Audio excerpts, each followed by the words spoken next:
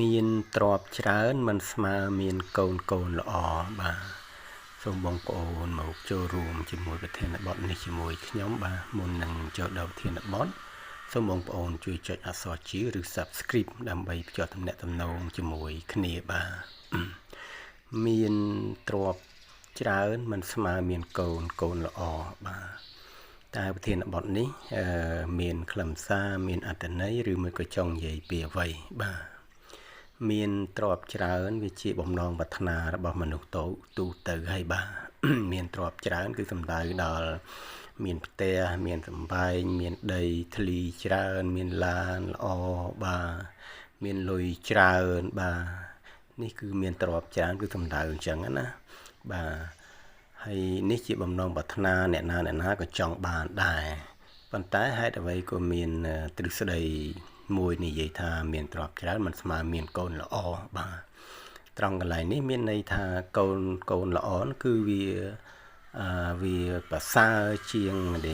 មានទ្រព្យច្រើនទៅទៀតបាទប្រសើរជាងមានទ្រព្យច្រើនទៅទៀតអញ្ចឹងយើងគិតថាมันបាច់យកទ្រព្យទេអញ្ចឹងសុខចិត្តយកកូនល្អវិញមិនចឹងបើតាមខ្លឹមសារអញ្ចឹងណាបាទតាមពិតទៅយើងមិនអាចជ្រើសរើសមួយចោលមួយបានទេបាទយើងអាចធ្វើកូនយើងបណ្ដុះបណ្ដាលកូនយើងឲ្យល្អបានអាស្រ័យលើទ្រព្យសម្បត្តិលុយកាក់របស់យើងដែរបាទហើយទ្រព្យសម្បត្តិលុយកាក់យើងបើកាលណាយើងរកបានមកហើយវាសល់បាទវាសល់គង់វង្សក៏អាស្រ័យទៅលើកូនរបស់យើងដែលជាមនុស្សល្អមនុស្សចេះដឹងដែរបាទអញ្ចឹងសំណួរសួរថាតើយើងត្រូវជ្រើសរើសយកទាំងពីរមែនទេបាទពិតជាត្រូវហើយពិតជាត្រូវជ្រើសរើសយកទាំងពីរបាទជ្រើសរើសទាំងមានទ្រព្យសម្បត្តិច្រើនជ្រើសរើសទាំងមានកូនល្អបាទប្រសិនបើយើងគ្មានទ្រព្យសម្បត្តិហើយមានកូនល្អថ្ងៃក្រោយកូនអាចរកទ្រព្យសម្បត្តិអាចជួយយើងបានអាចកតញ្ញូតាធម៌ជាមួយឪពុកម្ដាយបានអញ្ចឹងណាបាទតែផ្ទុយទៅវិញប្រសិនបើយើងអត់ទ្រព្យសម្បត្តិហើយកូនមិនល្អទៀតនោះទាំងខ្លួនយើងទាំងកូនរបស់យើងនឹងជួបបញ្ហាជួបហានិភ័យបាទនឹងជួបបញ្ហាជួបហានិភ័យបាទតែបើយើងមានទាំងទ្រព្យសម្បត្តិក៏មានកូនល្អក៏មាននេះគឺជាសំណាងមហាសំណាងរបស់យើងបាទតើយើងត្រូវធ្វើយ៉ាងម៉េចដើម្បីមានទាំងទ្រព្យសម្បត្តិមានទាំងកូនល្អបាទត្រង់ចំណុចនេះមានមនុស្សជាច្រើនបើគាត់ផ្ដោតទៅលើភាពមានបានកាលណាមានទ្រព្យសម្បត្តិច្រើនគឺសំដៅទៅលើភាពមានបានហើយមានមនុស្សយ៉ាងច្រើនបើគាត់ផ្ដោតទៅលើភាពមានបានគាត់ច្រើនតែប្រឡែងកូនចោលបាទគាត់ច្រើនតែប្រឡែងកូនចោលមកគាត់អត់មានគិតគូរពីមើលកូនថែកូនអប់រំកូនបណ្ដុះបណ្ដាលកូនឲ្យរៀនសូត្រអីក៏អត់សូវល្វីល្វល់ទេចង់កូនទៅណាទៅចង់កូនទៅរៀនទៅមិនទៅក៏ហើយទៅចង់កូនទៅដើរលេងជាមួយមនុស្សយ៉ាងម៉េចក៏ទៅដោយសារគាត់គិតតែពីរឿងថាគាត់រកលុយចឹងណាបាទចំណុចនេះគឺវាត្រូវនឹងពាក្យមួយដែលយើងនិយាយថាមានទ្រព្យច្រើនមិនស្មើមានកូនល្អហ្នឹងគឺត្រូវហើយដោយសារគាត់ជ្រមុជតែរឿងរកលុយបាទគាត់ជ្រមុជតែរឿងរកលុយ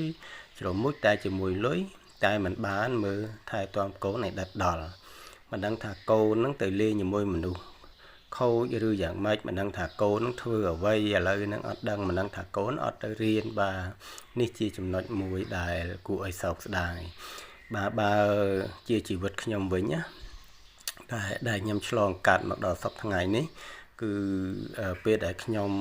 មានកូនខ្ញុំចាប់ដើមដឹងក្តីពីអាយុ4ឆ្នាំខ្ញុំផ្ដោតលើការបណ្ដុះបណ្ដាលកូនជាងផ្ដោតលើភាពមានបានបាទជាងផ្ដោតលើភាពមានបានមានន័យថាប្រសិនបើខ្ញុំកាលនោះឥឡូវឧបមាឥឡូវទៅបាទមានន័យថាបើសិនបើខ្ញុំមានលុយ$10000ហើយខ្ញុំសុខចិត្តទុកលុយហ្នឹងដើម្បីផ្គត់ផ្គង់ឲ្យកូនរៀនសូត្របាទសុខចិត្តផ្គត់ផ្គង់ហ្នឹងទុកលុយហ្នឹងផ្គត់ផ្គង់ឲ្យកូនរៀនសូត្រអត់យកលុយទៅទិញដីទិញធ្លីដើម្បីចំណេញទេបាទដើម្បីចំណេញដោយសារអីដោយសារកូនកំពុងតែជាប់វ័យរៀនសូត្របាទពី ពីថ្នាក់អនុវិទ្យាល័យទៅវិទ្យាល័យហ្នឹងគឺកំពុងតែពេញណាបាទបើថ្នាក់មហាវិទ្យាល័យគាត់អាចឆ្លៀតធ្វើការផងរៀនផងអញ្ចឹងបានប៉ុន្តែថ្នាក់អនុវិទ្យាល័យថ្នាក់វិទ្យាល័យគឺគាត់រៀនសតអញ្ចឹងក្នុងកំឡុងពេលហ្នឹងខ្ញុំអត់មានដកលុយទេគឺខ្ញុំរកមកខ្ញុំត្រៀមលុយទុកឲ្យពួកគាត់រៀនសូត្របាទហើយរកសកម្មភាពជាប្រចាំរបស់គាត់ក្រៅពីទៅរៀនហើយមកវិញលេងអីខ្ញុំតែងតែសង្កេតពិនិត្យមើលមិនឲ្យគាត់លេងអ្វីមួយដែលថានាំឲ្យគាត់មិនល្អទៅថ្ងៃក្រោយបាទខ្ញុំប្រយ័ត្នប្រយែងខ្លាំងបាទវាផ្ទុយពីពុកម្ដាយគេមួយចំនួនដែលខ្ញុំមើលឃើញថាឲ្យតែគាត់រកស៊ីធ្វើការគាត់អត់រវល់មួយកូនទេជួនកាលគាត់មកវិញគាត់រករឿងកូនទៅរៀនគាត់ខឹងកូនន័យថាកូនមិនបានជួយធ្វើការគាត់ចឹងណាគាត់ខឹងកូនគាត់ឡាំប៉ាអីក្នុងគ្រួសារយ៉ាងថាគាត់ហត់1ហត់2ហត់3ចឹងណាបាទអញ្ចឹងគាត់ជួនកាលគាត់ឲ្យកូនគាត់ឈប់រៀនទៀតឲ្យកូនគាត់ឈប់រៀនដើម្បីមកជួយធ្វើការរកលុយគាត់បាទចំណុចនេះហើយដែលធ្វើឲ្យគាត់អាចមានទ្រព្យប៉ុន្តែដល់កូនគាត់ធំពេញវ័យកូនគាត់អត់ចេះដឹងកូនគាត់ខ្លាចជាមនុស្សមិនល្អដល់ពេលកូនគាត់ខ្លាចជាមនុស្សមិនល្អទ្រព្យសម្បត្តិដែលគាត់រកបានអាចរលាយទៅវិញដោយសារកូនបាទអញ្ចឹងយើងដឹងហើយថាកូនសម័យនេះបើគាត់មិនបានរៀនសូត្រពងពោះគាត់ពិបាកធ្វើខ្លួនឲ្យល្អគាត់ពិបាកជ្រើសរើសផ្លូវឲ្យល្អគាត់ពិបាកជ្រើសរើសកន្លែងឲ្យល្អគាត់ពិបាកជ្រើសរើសមិត្តដែលល្អគាត់ក៏អត់ដឹងណាអត់ដឹងថាមិត្តល្អយ៉ាងម៉េចផ្លូវល្អយ៉ាងម៉េចសេចក្តីល្អយ៉ាងម៉េចមនុស្សល្អយ៉ាងម៉េចក៏អត់ដឹងទេបាទអញ្ចឹងគាត់ចេះតែលប៉ាត់លប៉ាយទៅមានន័យថាគាត់ធ្វើដំណើរទាំងងងឹតណាមើលផ្លូវមិនឃើញណាបាទចំផ្លូវល្អក៏ល្អទៅចំផ្លូវល្អខ្លះចំផ្លូវមិនល្អខ្លះដល់ពេលចំផ្លូវមិនល្អគាត់មានហានិភ័យមានគ្រោះអីចឹងមកទៅខាតបងលុយកាក់ចឹងទៅបាទអញ្ចឹងខ្ញុំសូមចូលរួមត្រឹមប៉ុណ្ណឹងបាទយើងត្រូវជ្រើសរើសទាំងទ្រព្យសម្បត្តិទាំងកូនល្អមានន័យថាយើងកុំបោះបង់មួយនៅពេលដែលយើងធ្វើការយើងធ្វើហើយយើងសន្សំហើយលុយកាក់ប៉ុន្តែយើងក៏ត្រូវឆ្លៀតពេលមើលថែទាំកូនអប់រំកូននិងបណ្ដុះបណ្ដាលកូនតាំងពីកូនទៅរៀនទៅអីទាំងយើងត្រូវលៃពេលវេលាបាទលៃពេលវេលានិយាយចំយើងលៃ50ទៅធ្វើការងាររកស៊ីយើងយក50ទៅឬ160ទៅបាទហើយចំពោះការបណ្ដុះបណ្ដាលកូនយើងឲ្យ40ឬ50អញ្ចឹងណាបាទឲ្យ40ឬ50%ទៅមានន័យថាពាក់កណ្ដាលម្នាក់ទៅយើងជ្រើសរើសយកទាំងពីរទៅជីវិតយើងរឹងមាំបាទខ្ញុំសូមចូលរួមត្រឹមប៉ុណ្ណឹងបាទធ្វើអ្វីមួយកុំចោលកុំយកមួយចោលមួយណាដូចជាភ្លើងអញ្ចឹងយើងមានឌុយញីឈ្មោលហ្នឹងវាទៅមានទាំងពីរបានចេញជាភ្លើងប្រើការបានអញ្ចឹងណាបាទចេញជាភ្លើងប្រើការបានបើសិនជាយើងមានតែមួយវាអត់អាចចាប់គ្នាដោតគ្នាយ៉ាងម៉េចឲ្យបានភ្លើងប្រើអត់ទេបាទអញ្ចឹងសូមបងប្អូនពិចារណាថាយើងធ្វើកូនចៅយើងឲ្យល្អក៏ត្រូវធ្វើហើយយើងត្រូវសាងភាពមានបានសាងទ្រព្យសម្បត្តិក៏ត្រូវសាងបាទអញ្ចឹងយើងត្រូវហត់បន្តិចហើយហត់បន្តិចហើយបាទហត់បន្តិចពិបាកចិត្តបន្តិចហើយដើម្បី